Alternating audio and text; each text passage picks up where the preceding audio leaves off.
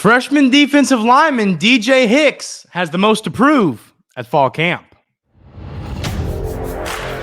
You are Locked On Aggies, your daily podcast on the Texas A&M Aggies. Part of the Locked On Podcast Network, your team every day.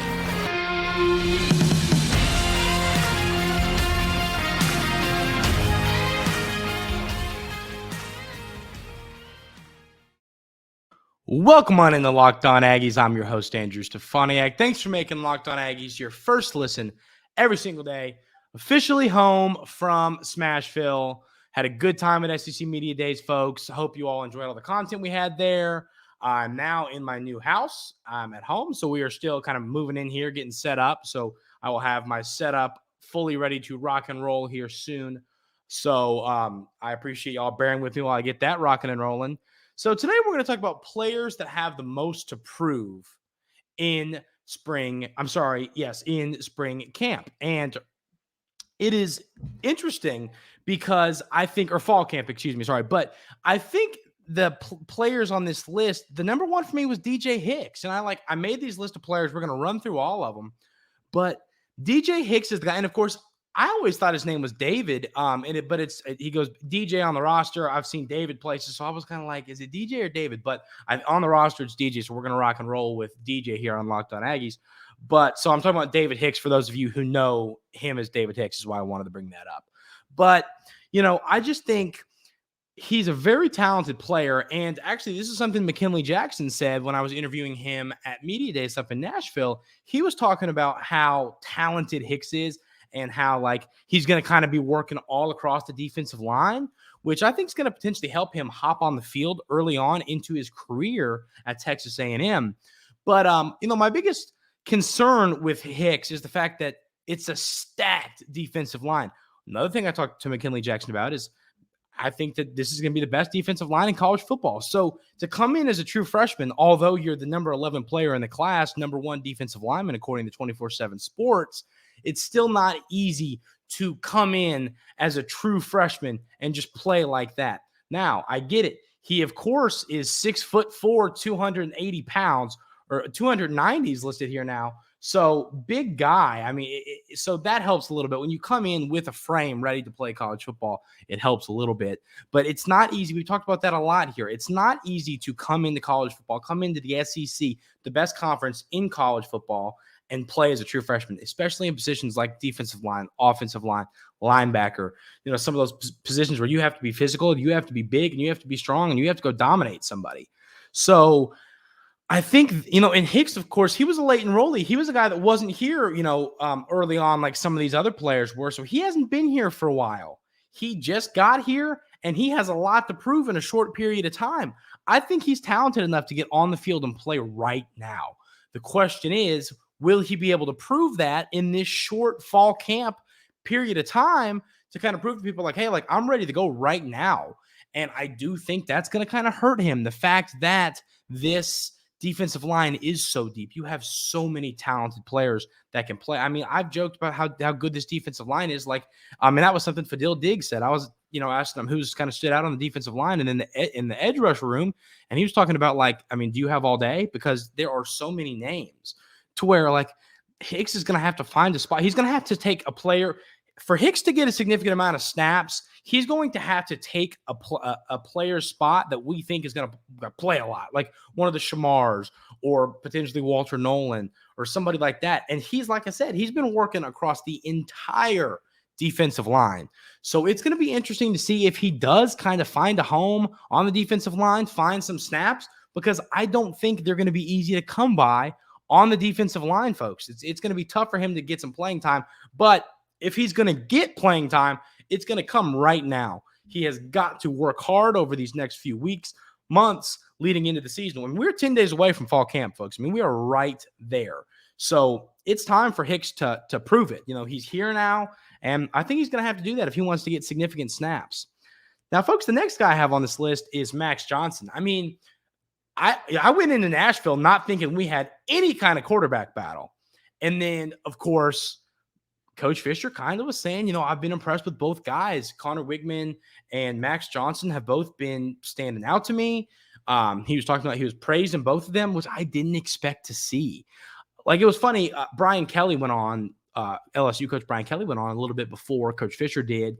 And a colleague of mine actually asked him a question, kind of like, are you willing to, is Jaden Daniels your quarterback? Which, I think we all know Jaden Daniels is the guy at LSU. But, like, there's some guys battling over there, some solid quarterbacks at LSU. So he was like, can you say, and Brian Kelly was able to say, yes, Jaden Daniels is our guy. I thought after he asked that question, I was like, you might see somebody ask that to Coach Fisher, and is he going to say, Connor Wigman's my guy? And now they didn't ask him the direct question, like, is Connor Wigman your starting quarterback? But there were some questions about the quarterback position, and he kind of praised both guys a lot, which I was not expecting. I expected it to be much more Connor Wigman sided at SEC Media Days. And frankly, not a lot of people asked questions about him. It was really like, the question I asked was about the running back room. I kind of, now looking back on it, I liked the way Coach Fisher answered the question I asked, but I kind of wish I would have asked about the quarterbacks, like, in a different way than others had, because, like, I wanted to hear some genuine thoughts on Wigman and Max Johnson, but he was praising both guys. And that really shocked me. Genuinely. I was not expecting that. So Max Johnson's like, okay, buddy. I mean, listen, you got a shot here. Coach Fisher he's not naming a starter. He's not out here saying that Wigman's my guy. He's not out here doing any of that. You have a genuine shot here. Looking back on the spring football game, I was impressed with what Max Johnson did. I mean, he made some good throws. He made some bad decisions, but so did Wigman. I mean, both of them shined, and both of them had a few decisions where I was like, goodness. So, I mean, folks, you all know here at Locked On Aggies, all you everydayers know that I am full on in on Connor Wigman having a big season this year. But, I mean, I still think he's got it. I mean, I talked about this the other day in Nashville. Like, does Connor Wigman need to be looking over his shoulder for Max Johnson during fall camp? And, folks, it's starting to kind of look like it. I think that Max Johnson it has a chance to kind of really solidify himself in this race. And the other interesting thing about it was, normally, like, the coach will have their coach speak kind of answer to questions, right? But then you'll ask a player and they'll be like, yeah, and they'll kind of be one-sided talking about them. The players, and I didn't ask Fidel Diggs or McKinley Jackson about the quarterbacks, but someone else did. And I can't remember if it was Fidel Diggs or McKinley Jackson. No, it was McKinley Jackson. And he was praising both guys, just like Coach Fisher. I mean, he was praising both guys.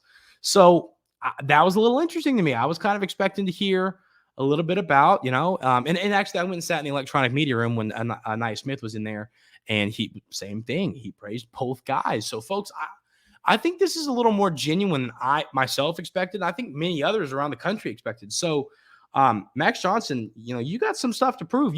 I think if you prove it, this could be a genuine battle heading into the start of the season. But I do, folks, still think Connor Wigman wins this job. So that's my stance there. But it's going to be a little bit interesting. And then the last little handful of guys we'll talk about here on this, we're going to continue this conversation into segment 2 today, folks. But these running backs, right? So Amari Daniels, Le'Veon Moss, Reuben Owens, and then David Bailey, who's kind of thrown in the mix. This is a room where all of these guys have a chance to be the guy. I was that's the question I asked Coach Fisher up on stage at SEC Media Days, and I was kind of kind of like with the quarterback battle. I was hoping he'd be like, yeah, Reuben Owens has really stood out to me, or Le'Veon Moss has been my guy. He gave each one of those players high praise, and then continued on to give David Bailey, the transfer, high praise. And I've talked about that a little bit. Could Bailey kind of be a short yardage guy? Could he get the short yardage carries, the guy that gets you home on 3rd and goal from the 1-yard line? I think you could see a role like that for David Bailey. I said that before Coach Fisher said that. So when he said it, I was like, okay, I like hearing that. Because I watched Bailey's tape and I was like, this guy is a talented short yardage guy. But I think all three of these running backs, I think David Bailey, I think his role as a short yardage guy, I think that's kind of defined. He's not going to be a 3-down back, guys. I don't think that's what he's out here doing. But I think that you could see all three of these other guys playing a significant role. We talked about, I think all of these running backs, Moss, Daniels, and Owens, are going to get significant carries. So I think this next month, month and a half until we get to the season, is their time to kind of who can separate themselves from the others. And that is how we're going to find out who is going to be carrying the rock for the Aggies this season.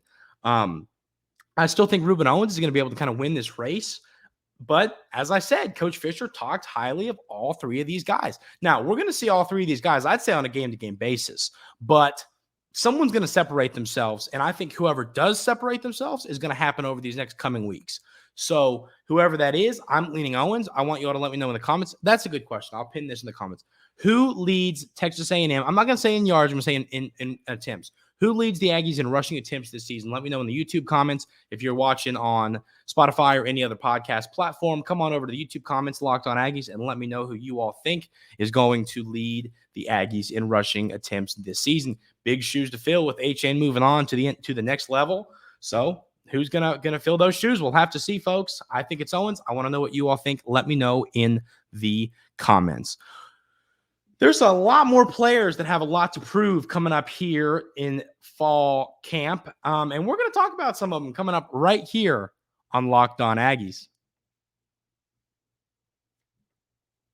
But first, I want to talk about our friends over at eBay Motors. For a championship team, it's all about making sure every player is a perfect fit.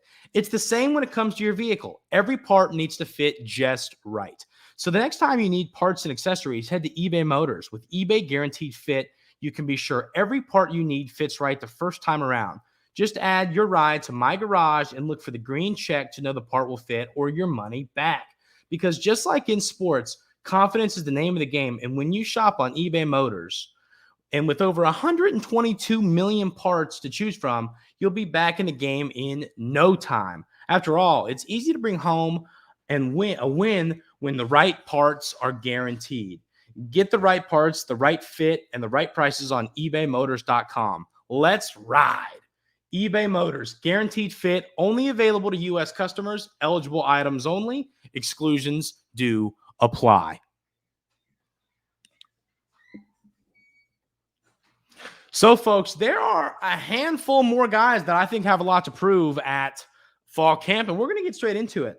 I think my next guy here is Noah Thomas. I feel really confident in Evan Stewart, Musa Muhammad, and, of course, Nia Smith. I feel very confident those three guys are going to be the guys. But as we all know, someone else is going to be in there getting receptions, getting the ball thrown to him. And I think it's going to be Noah Thomas. I think he's going to kind of step into a bigger role. Of course, he played significant snaps last season, but I think he could see those snaps go up this year significantly. Honestly, I think they're going to go up more than many expect. So Noah Thomas is a guy that I think has a legitimate chance to prove himself this year and to take that step forward. I mean, you look at that frame, folks. I know I need to stop talking about tall receivers. I love tall receivers so much. Those of you everydayers know that. But he's a big guy. He can go up and win. He can do it all, though. He can go high point the football. He can win 50-50 balls. He can help you in the red zone. There is so much he can do. Now, folks, here's the deal. He doesn't have to be a guy that's out there on a snap-to-snap basis. He could come in there and catch the fade route that we see thrown to D-Hop and we see thrown to Mike Evans. I mean, I could see that being a role for Noah Thomas. And if he has that role, I mean, let's say he comes in, and for 5 snaps a game and he catches a touchdown every other game, right? And he has 5, 6, 7 touchdowns on the year. We can all be happy about that. And I think with his frame, he has the ability to be used that way. So it's going to be really interesting to see if they choose to use him in that role, in that, kind of get the ball up to him and let him go high point it in that kind of tall receiver role. But that's not all he is. He can be more than that. The question is, how is the coaching staff going to use him? I am really interested to see what Noah Thomas looks like this year, what he does this year. And like I said, I think DJ Hicks and Max Johnson, this running back room, to me, I think those guys have more to prove than Noah Thomas. I think Noah Thomas's role is more kind of carved out, but I think he could potentially work his way into a role here, folks, if everything goes right. The next guy I got here is Walter Nolen. I feel like we can't do a show where we talk about people who have something to prove without bringing up the name Walter Nolen. Walter Nolen is a guy that he just has a lot to prove, folks. I don't know how else to put it any more blunt than that. He has a lot to show us this season. He's the guy that should be starting. He should start for Texas A&M this year. He's too talented to not start.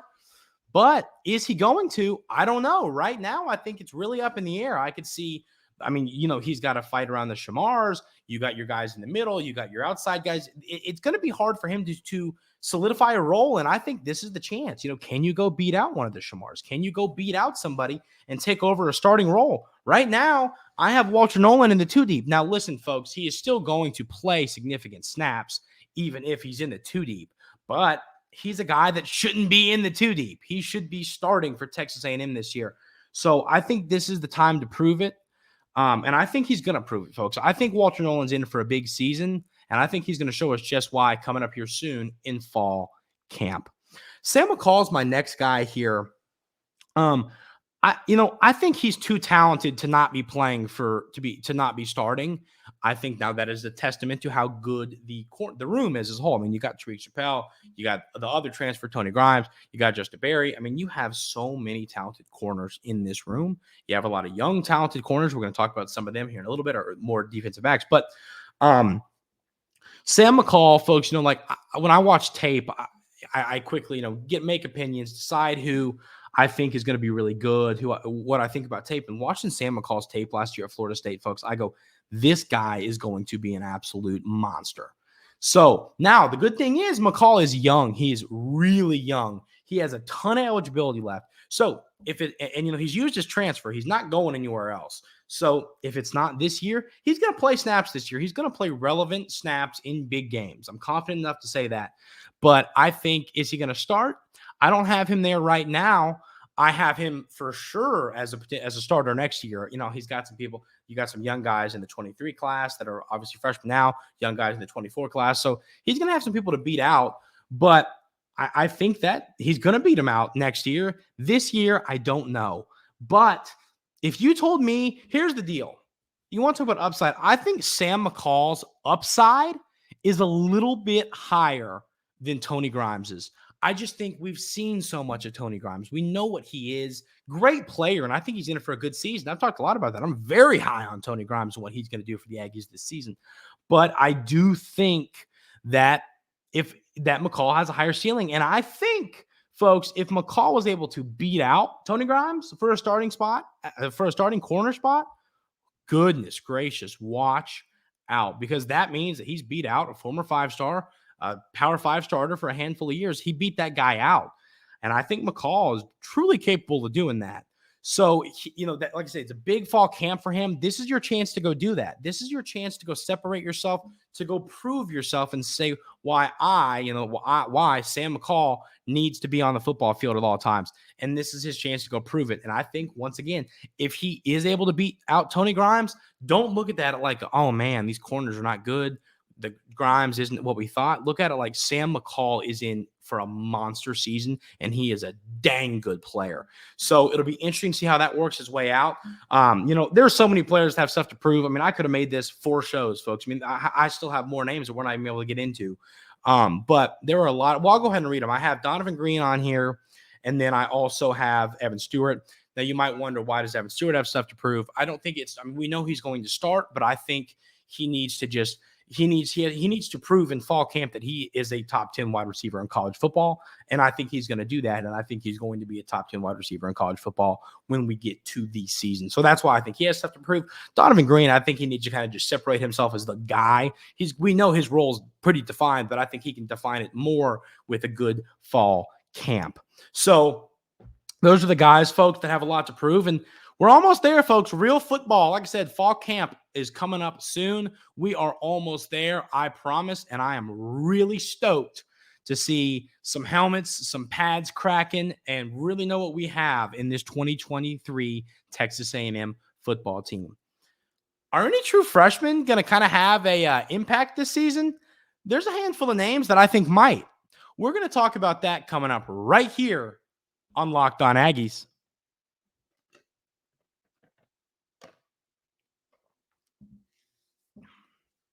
So, folks, impact freshmen, true freshmen, that is, of course. So, who are the names we got here? Now, caveat to this, I'm not counting Reuben Owens and DJ Hicks because I'm very confident those two guys are going to play a significant amount of snaps. Obviously, they're a part of this conversation, but I'm not going to really dive into them. We've already talked a little bit about both of them today, but I think those guys are going to have big seasons, and I think they're going to play a significant role, so we're not going to break them down right now. One of the other interesting things that led me to kind of want to talk about this was something Jimbo said up on stage at SEC Media Days. He was talking a lot about this 2023 true freshman, this 2023 class and these true freshmen, and kind of what they have done. They have, who separated themselves, who's guys that could potentially play roles. I have names. I'm going to read my names, and then we're going to talk about it. Tight end Jaden Platt, TJ Shanahan, Samu, the defensive lineman, Chase Bisontis, Ray Cottrell, Micah Tease, and then all of those secondary players are talking about Rogers, Thomas, and Brooks.